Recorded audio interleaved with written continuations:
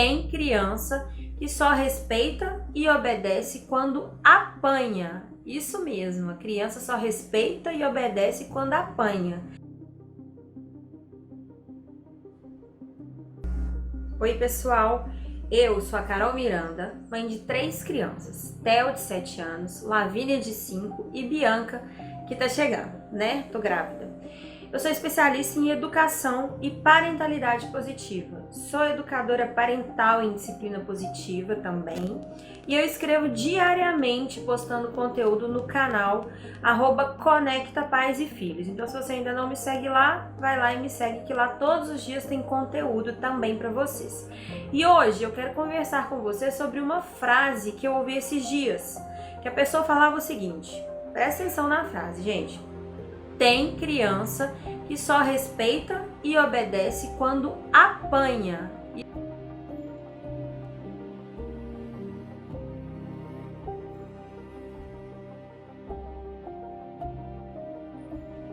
Isso mesmo, a criança só respeita e obedece quando apanha. E eu quero trazer essa reflexão aqui pra gente, para que a gente possa pensar sobre essa afirmação. Quais crianças são essas que só respeitam e só obedecem quando apanham? Que crianças são essas?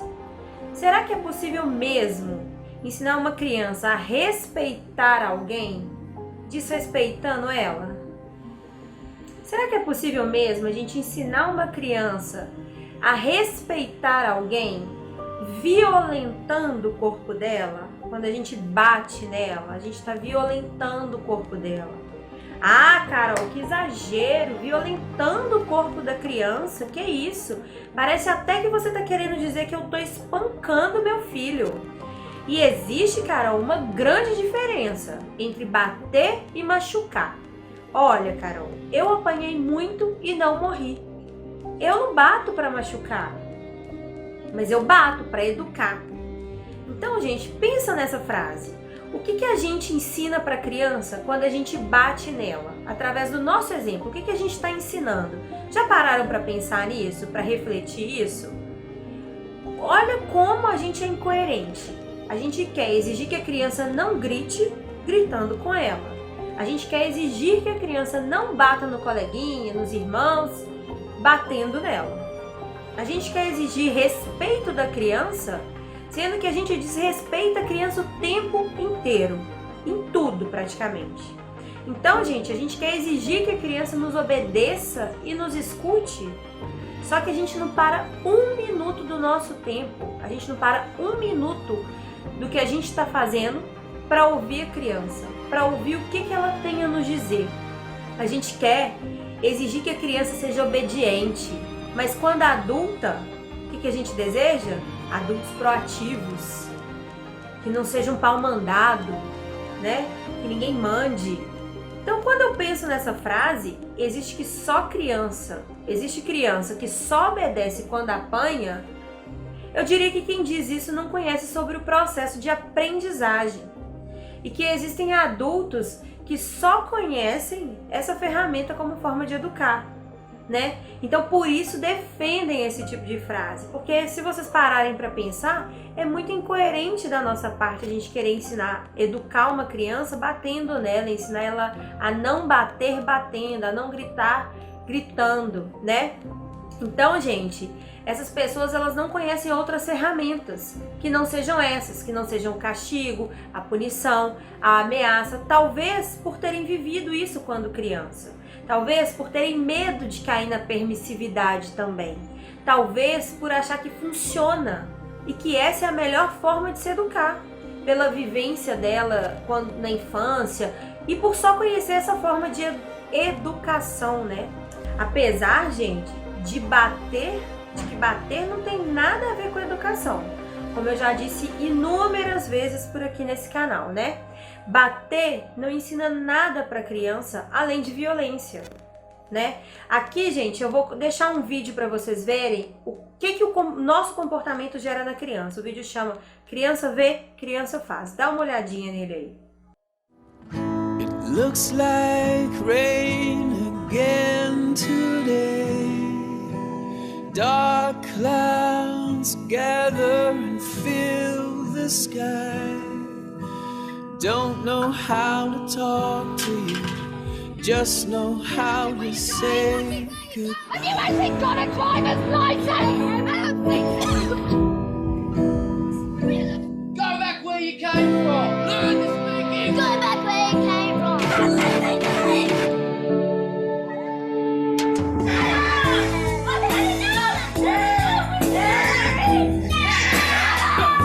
Is that what you think?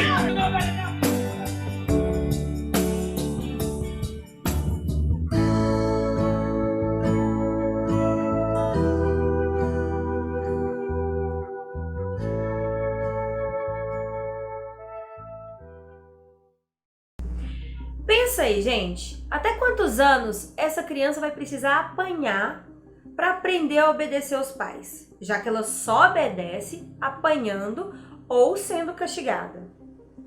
Até quantos anos a gente pode bater na criança? Olha como a culpa de estar apanhando é colocada na criança. A gente coloca a culpa da criança apanhar nela mesma. Ela apanha para conseguir seguir o que o pai diz. Entendem? Mas será que a gente não devia inverter essa questão? Inverter isso? Será que não é o pai que precisa se responsabilizar por estar violando o corpo da criança através da palmada? E sabendo que está violando o corpo da criança através disso, deve buscar novos meios, novas aprendizagens, novos recursos que não sejam bater e punir, para ensinar para a criança sobre regras, combinados e sobre autorresponsabilidade, ao invés de jogar a culpa na criança do seu descontrole emocional e da sua falta de recursos em seu cardápio educacional diante dos desafios de comportamento da criança? Será que não é a gente que precisa olhar para nós mesmos e vermos que nós estamos sim fazendo errado e buscar novos recursos ao invés de falar: eu bato em você porque eu te amo? Eu bato em você porque você mereceu? Vocês entendem como nós educadores, pais, mães, professores e cuidadores de criança, nós temos a opção de receber o descontrole da criança, o desafio de comportamento da criança como um ataque pessoal contra nós, né? E muitas vezes a gente só recebe isso como se a criança estivesse querendo atacar a gente. Ou a gente tem a opção, gente, de escolher esse mesmo descontrole da criança como uma oportunidade de saber o que essa criança está tentando me dizer, como uma oportunidade de ver qual é a necessidade dessa criança, eu não estou conseguindo atender. O que essa criança está querendo me mostrar? O que está passando com essa criança para ela estar se comportando dessa forma? Qual é a necessidade que eu não estou conseguindo atender ainda? Que eu preciso perceber para que essa criança se sinta amada, para que essa criança se sinta segura, para que essa criança se sinta pertencente. Como eu posso ajudar essa criança? É isso que a gente precisa se perguntar sempre que a criança estiver tendo um desafio de comportamento.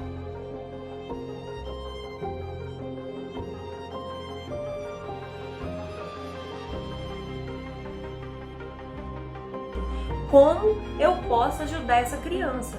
Porque se essa criança está se comportando dessa forma, é porque tem alguma necessidade dela que não está sendo atendida, entendem?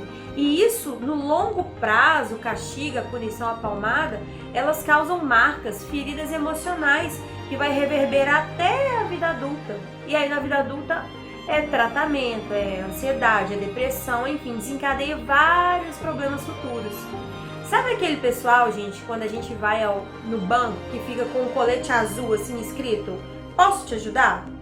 Então, veste esse colete todas as vezes que for preciso. Todas as vezes que essa criança estiver tendo um desafio de comportamento, veste esse colete. Seja a pessoa que tira a criança do afogamento, gente. Do afogamento das próprias emoções dela, né?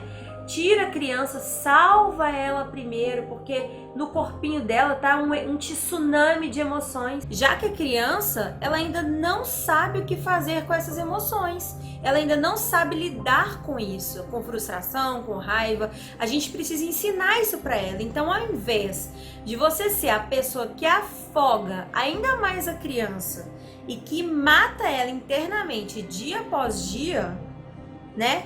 a conta-gotas, a cada afogamento, a cada grito, a cada palmada, a cada castigo.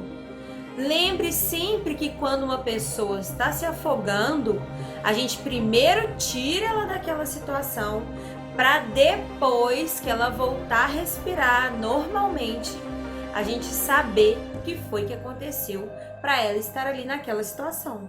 O que eu quero dizer com isso, gente?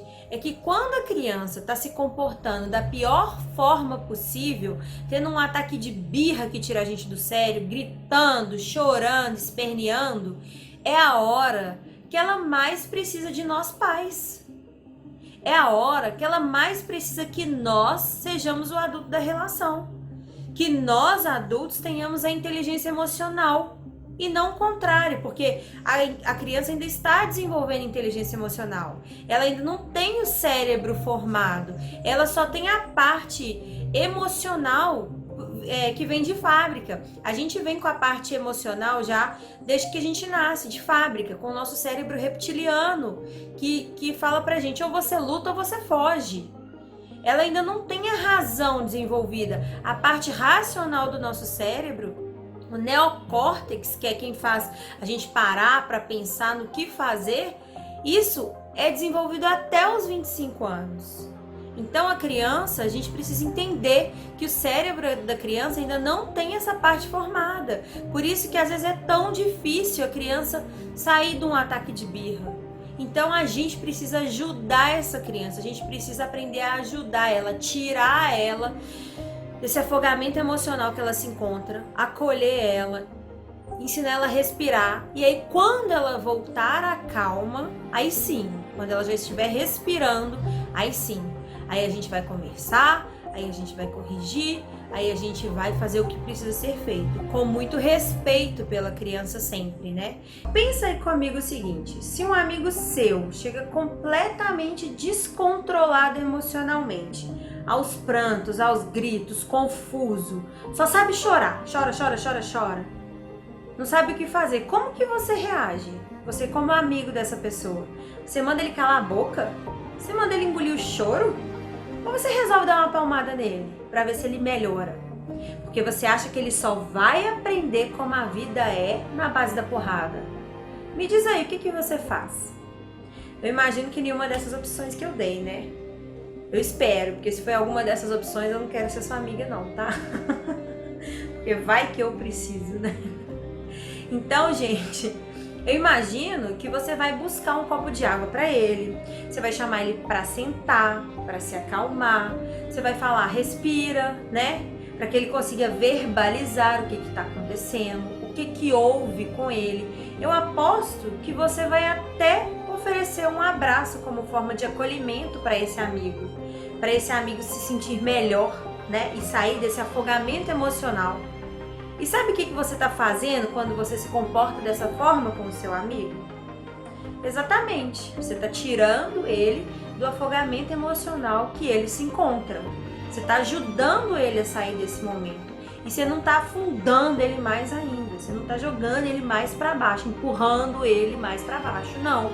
Então vocês conseguem perceber que quando é um adulto na mesma situação de uma criança, a gente trata e olha para esse adulto na mesma situação, de forma diferente que a gente olha e trata a criança? Vocês conseguem perceber como que a gente faz essa distinção? Ah, porque o adulto a gente acolhe, a criança a gente grita, ameaça e apanha, né? Então, é claro que eu sei que não é fácil, é claro que eu sei que a gente está cansado do trabalho, é muita demanda, é casa, é trabalho, é escola, né? Formar um adulto com responsabilidade. Mas é possível sim a gente mudar a nossa forma de acolher, né? É possível sim a gente trazer a consciência, a gente ter essa consciência quando forem os nossos filhos tendo um desafio de comportamento.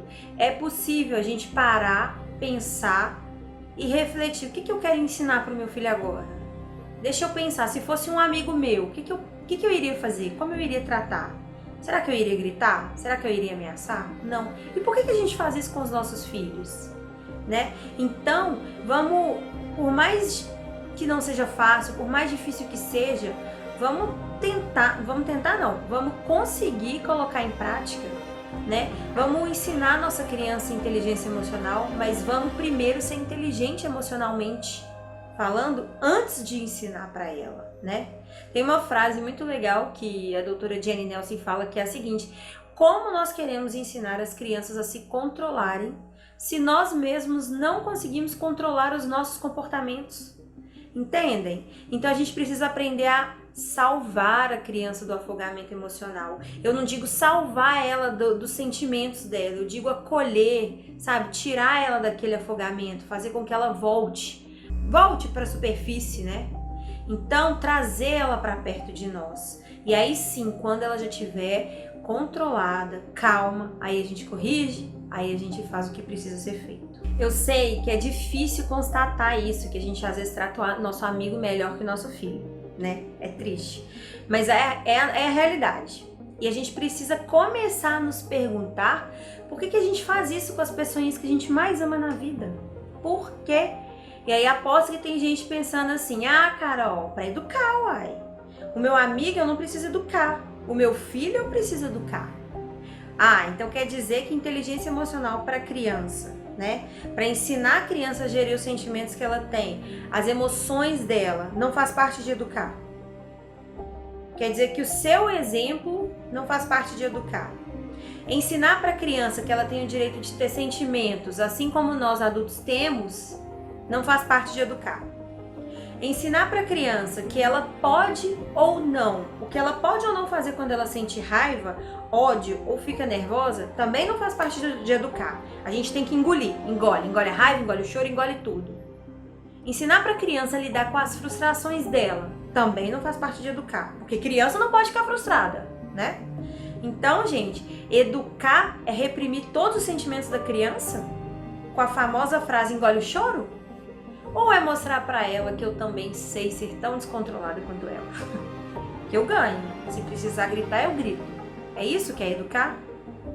Que eu grito mais alto que ela.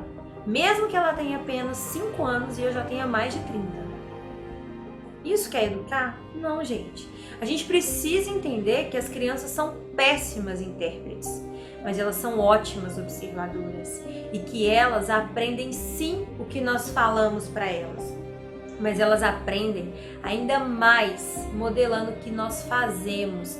Elas aprendem ainda mais observando os nossos comportamentos.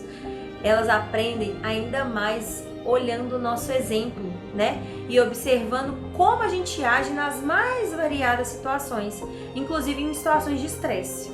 Então, gente, não pense que educar é fácil o que eu digo, mas não faço o que eu faço. Porque educar vai muito além disso. Né? Muito além. Nosso exemplo, gente, diz muito mais do que as nossas palavras. E é por isso que a gente precisa estar em constante aprendizado, em constante evolução, como pessoas e principalmente como pais e como mães, né? Se a gente quiser crianças respeitosas, a gente precisa primeiro entender que elas aprenderão sobre respeito sendo respeitadas. Isso deveria ser lógico, né? Que elas aprenderão a não gritar porque a gente fala baixo com elas. Que elas aprenderão que as coisas não são resolvidas na porrada, porque ela não precisa apanhar para aprender sobre cooperação e sobre colaboração, né? Que elas vão aprender a resolver os problemas que elas causam, né? Os problemas que elas geram aí nas mais variadas situações, ao invés de apenas pagar por esses problemas sendo punidas e não sendo ensinadas a resolvê-los. Porque quando a gente pune a criança, a gente não ensina ela a resolver, né? Mas quando a gente foca na solução, a gente ensina a criança a resolver problemas, né? É muito engraçado que a gente estuda até para dirigir carro. Se você quiser dirigir um carro, se você quiser tirar carteira de carro, tirar carteira de moto, você estuda. Mas para dirigir a vida, uma vida, olha quanta responsabilidade. A gente acha que não precisa estudar. A gente acha que é por instinto. Claro, existe instinto, óbvio que existe, né? O vínculo, o apego, a conexão, existe instinto sim, óbvio que existe. Mas, cara, é muita responsabilidade que nós temos como pais, como mães. E se a gente estuda pra tudo, inclusive pra dirigir um carro, por que a gente não estuda pra dirigir uma vida? uma vida de um pequenininho, que vai ser a próxima geração que nós vamos ter, né? Então, vamos refletir sobre isso também, né? Então, pessoal, para finalizar, eu quero pedir para que vocês não se esqueçam de se inscrever aqui no meu canal e de deixar o seu like se você gostou desse vídeo, né? Comenta aqui o que você acha sobre esse assunto, para a gente poder continuar trocando informação, conversando sobre os mais variados assuntos de educação positiva. E se você curtiu, compartilhe também com outras pessoas, para que esse conteúdo possa transformar o maior número de famílias possíveis. Assim como ele transformou a minha família quando eu descobri que existem sim outros recursos educacionais, né, que respeitam a criança, que dão limites claros com respeito, né, que a gente não precisa educar punindo, batendo, ameaçando a criança. Então que existem recursos que orientam e dão limites ao mesmo tempo. Então é isso, pessoal. Até o próximo vídeo. Tchau, tchau.